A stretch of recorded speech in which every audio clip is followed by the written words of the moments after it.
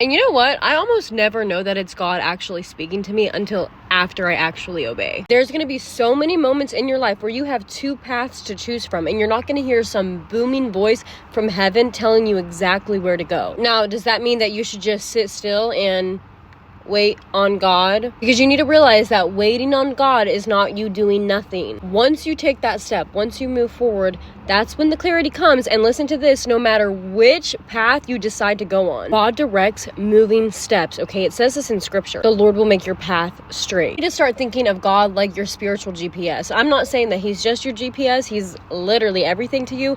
But think of it like this. If you're driving in your car and you make a wrong turn, the GPS is still going to reroute you. God is the exact same way. That's how amazing his grace is. His grace is literally offensive. You can make a really bad turn, okay? And you could get in a wreck. And he loves you so much that if you submit to him, he is still going to direct that path. He is so patient with you. He is going to guide you, and he will redirect you, reroute you, okay? Look at people in the Bible, okay? None of them were perfect. So many times we're reading the Bible and we're acting like all of God's prophets were perfect. Far from it. None of them can be. You can't be, I can't be.